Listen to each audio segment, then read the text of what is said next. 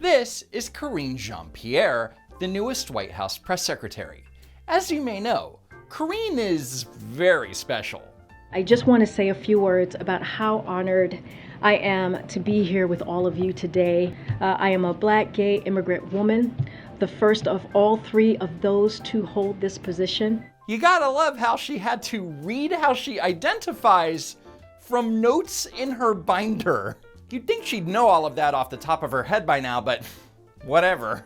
And to mark this momentous occasion for the history books, Karine went into a 2.5-minute speech about why she was so important. Here are the highlights. I would not be here today if it were not for generations of barrier-breaking people before me. I am obviously, my presence, I stand on their shoulders, which I know it's not easy. I have learned, I benefit from their sacrifices. When I did my first briefing, I said I would not be here. And I will work every day to continue, and I look forward to engaging, and I am forever grateful to them. Wow, what a narcissist, right? But then, ironically, she ended her remarks with the following. This podium, this room, this building belong to the American people. We work for them. It's not about me. It's not about me. So back in January 2022, Joe Biden, who repeatedly said during his presidential campaign that he doesn't pay attention to Wall Street, decided it was time to brag about Wall Street. And by the way, the stock market, the last guy's measure of everything, is about 20% higher than it was when my predecessor was there. It has hit record after record after record on my watch. When Biden entered office, the Dow closed at 30,930. On the day of his remarks about the stock market, the Dow closed at 36,236. So during that time period, the Dow increased by 17%, not about 20% as Biden claimed, but that's not the point. Cut to June 12, 2022, where the Dow Jones Industrial Average dropped 876 points in one day to close at 30,516, which, yes, is lower than when Biden took office. Womp womp. So if President Biden can talk about the stock market when it's hitting record highs, he certainly should have an opinion on it when it's low, right? So Peter Doocy from Fox News asked Karine about it. President Biden once bragged about the stock market hitting record after record after record on my watch. How about now? Meaning the stock market. All the gains from President Biden's time in office have been wiped out. So, as you know, we're watching closely, but the way that we see this is that the American people are well positioned to face these challenges because of the economic historic gains that we have made. Ah yes, the economic historic gains. And we are incredibly focused on doing everything that we can to make sure that the economy is working for every American people. Every American people. Got it. She reads from a script about as well as Joe Biden does. And what gains is she referring to exactly? The record high gas prices? The 40-year high inflation? The negative GDP in the first quarter putting us on the edge of recession? Not to mention that in 2022, the markets have had their worst first half of a year in decades.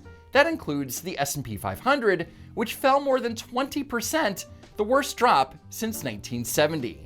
But we are coming out of the strongest job market in American history, and that matters. We are coming out of the strongest job market in American history. Wait, what? And that a lot of that is thanks to the American Rescue Plan, which only Democrats voted for that, Republicans did not, and it led to this economic boom, this historic economic boom that we're seeing with jobs. Didn't it also lead to historic inflation? No, that is not how we're seeing the American Rescue Plan. So Peter Doocy points out that the American Rescue Plan led to inflation, and Karine's response was, "That's not how we see it." Of course, she couldn't say that it didn't, because the majority of economists will tell you that it did, including former Treasury Secretary Larry Summers, who called it the least responsible macroeconomic policy in the last 40 years. The American Rescue Plan, which only Democrats voted for that, Republicans did not. Fact check true. It was the Democrats and the Democrats alone who are responsible for nearly $2 trillion in spending that wasn't even needed. But keep saying it, Karine, because it's definitely going to help make a difference in the midterms. What is the latest update the White House has received on the current infant formula situation across the country? Yeah, let me see if I have anything new for you on that. 'Cause I think it's been a couple of days since we have been asked that question.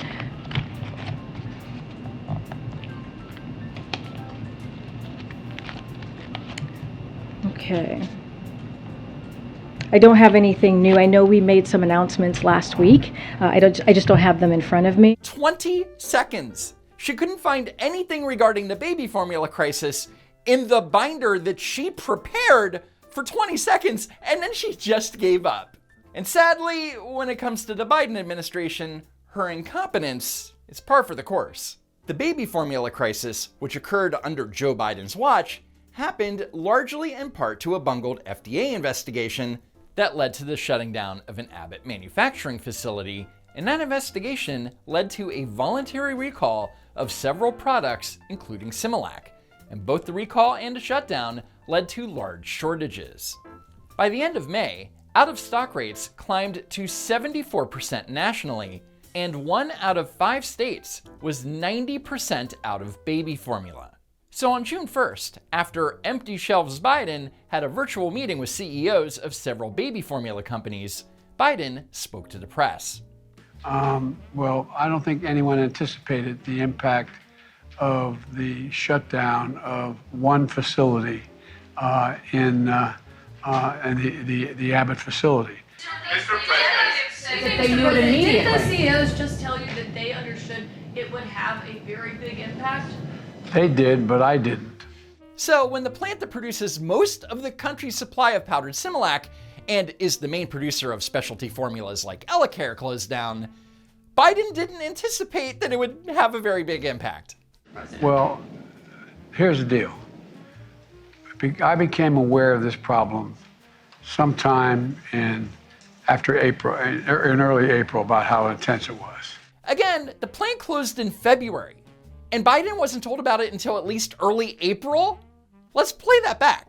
I became aware of this problem sometime after April, in early April. After April would make more sense, considering that the Biden administration didn't take action until mid-May. In fact, Joe Biden didn't even mention the words baby formula publicly until May 13th.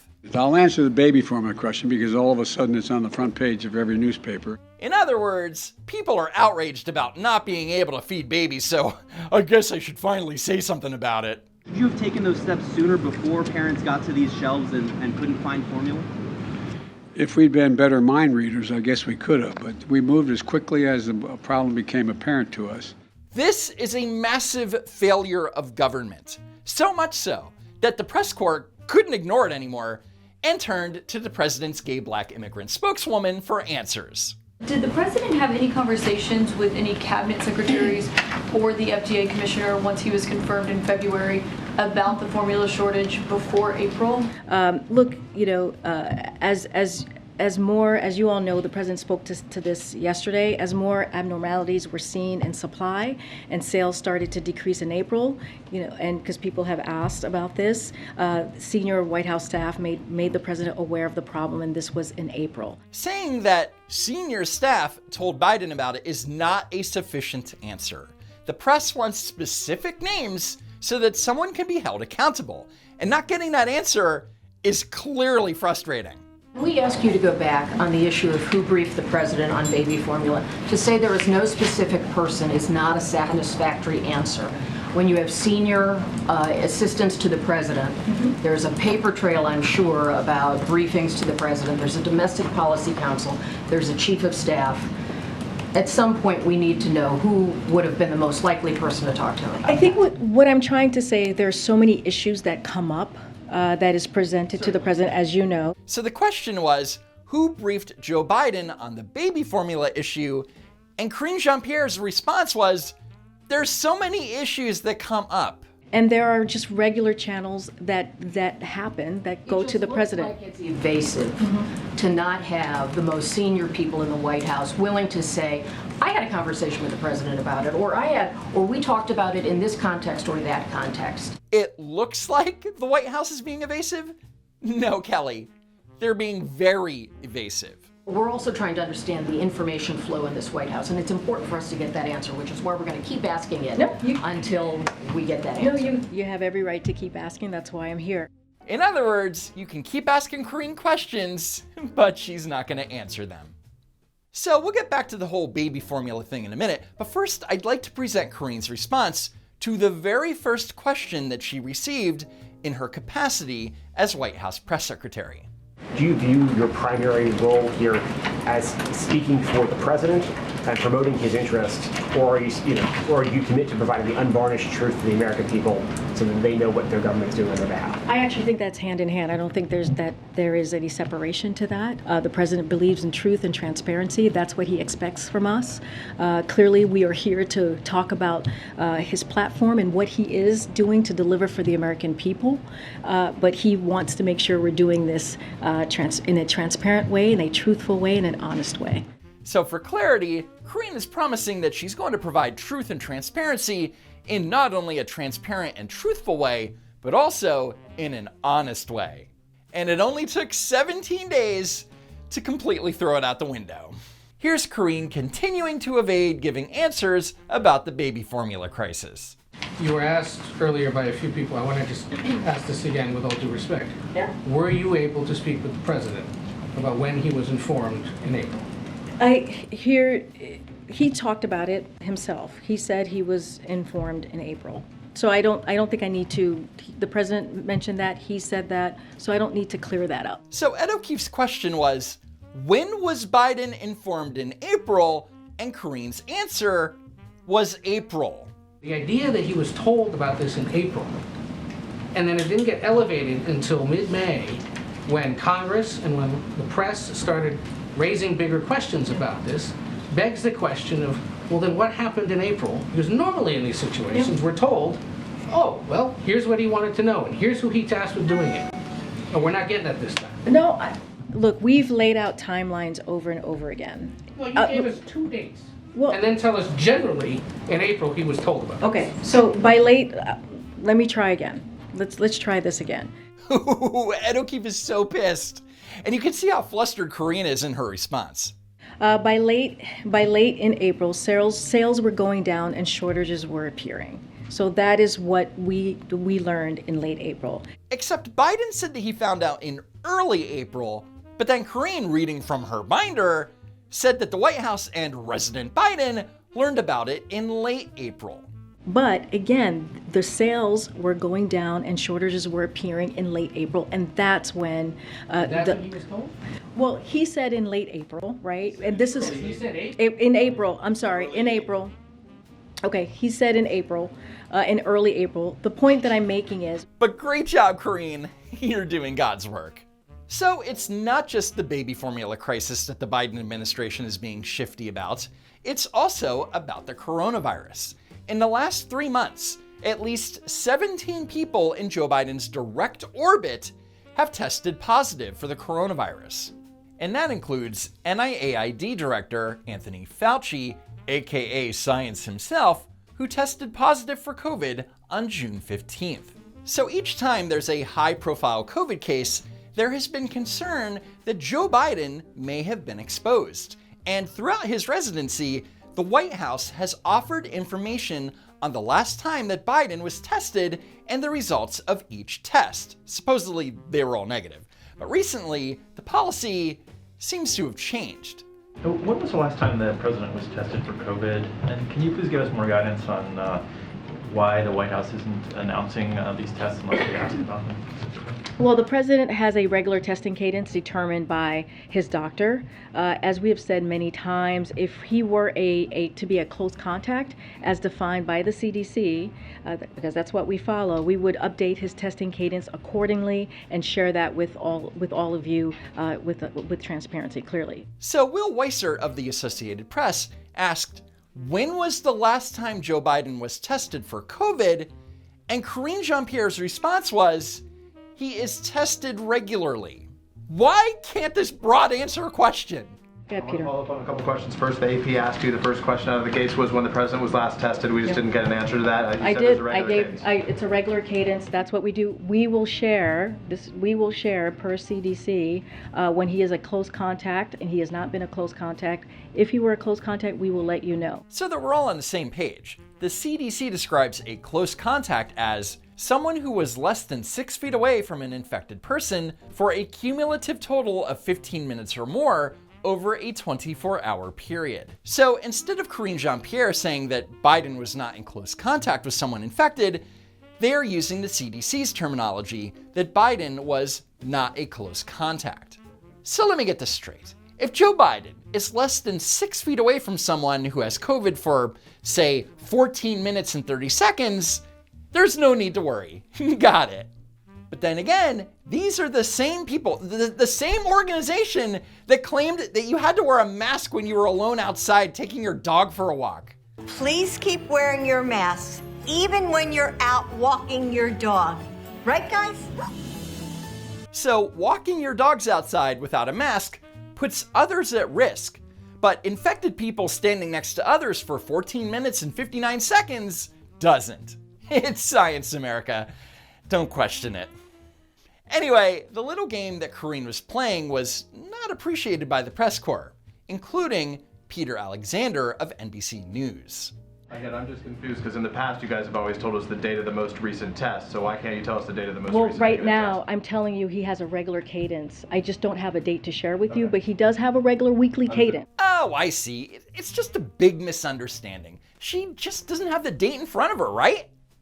Right? We trust that as soon as you find out today, your staff We will will share with we us will when be the- transparent about that. But he does have a weekly cadence. I just don't have a day in front of you of when he was last tested. As soon as you go back there and find out the date, you'll share with us, you're saying? I'm not saying that. I'm telling you that he has a weekly cadence. Oh man, I don't know how much more of this truth and transparency I can handle. That's my question. Why has that changed? Because in the past, they always told us. Well, we have always said it's a weekly cadence. We have always said that. Fact check false. When the press asked when Biden was last tested, the White House Office of Communications always gave a direct answer. Here's the communications director, Kate Bedingfield, back in March 2022.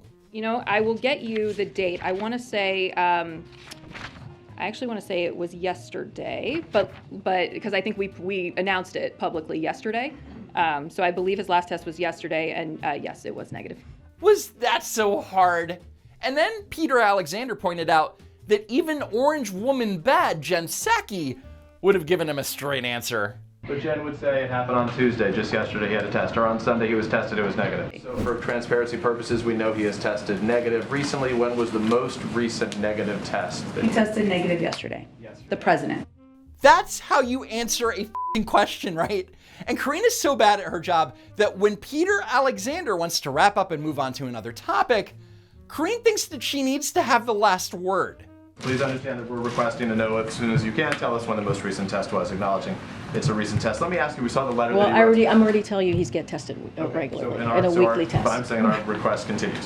So the And gist I'm is, telling you that he gets tested weekly. Okay. So not only is Karine Jean-Pierre the first black gay immigrant woman, but she's also the first broken record. Right now, I'm telling you he has a regular cadence. He does have a regular weekly cadence, but he does have a weekly cadence. I'm telling you that he has a weekly cadence. It's a weekly cadence. He gets tested once a week. In the past, it had been more regular than that. It's always been a weekly cadence. He gets tested weekly, but I'm saying to you right now, it's a weekly testing cadence. He's get tested in a weekly test. And I'm telling you that he gets tested weekly. Really quickly, just following on Peter, has the White House changed its policy on how much he will disclose No, to us about the president's testing? it's not. I was asked, has he been tested? I'm saying that he gets tested weekly. No, the question was, when was the last time Joe Biden was tested? She is so bad at her job. He's different than the past. Well, you're asking me when he was tested. I'm saying that I don't have a date for you at this time. but you're also saying you're not going to share with us the date. Well, because he gets tested weekly. All this is doing is making it look like that the administration is hiding something, which forces the press corps to keep pushing back. You just know that he gets tested So if weekly. he has not had a close contact, you're not going to tell us the date of his most recent test. I'm telling you, he gets tested weekly. Why is there Yeah. no patient though for that? I mean, okay. This is different than in the past. Yeah, I don't get that. We have previously been told when he got his most recent test. Man, even Ozma Khalid from NPR is like, what the hell is happening? Not to belabor this too much longer, but can you articulate a little bit when the White House is committing to releasing results of the president's testing? Because it's not only the cadence that we're asking about, it's when the last time he tested negative. No, I understand, and so what I'm trying to say, and this is in consultation with his doctor. The president has a regular testing cadence. Blah, blah, blah, blah. And this forced Matt Visor from the Washington Post to stop beating around the bush. Has he ever tested positive? No, he has not. Not that I know of. Saying Joe Biden hasn't tested positive, as far as I know, calls into question just how transparent the administration is actually being on anything. We would share that. I think that is something we would share. So they won't share the date of Biden's last test or the results of that last test, but they're totally going to be 100% honestly transparent and truthful if he contracts the virus. Yeah, he's probably had it. That would be my guess. Anyway, that's it for now. Thanks for watching, sharing, and slamming that like button. As always, be sure that you're still subscribed to the channel, and I hope to see you next time. If there is next time.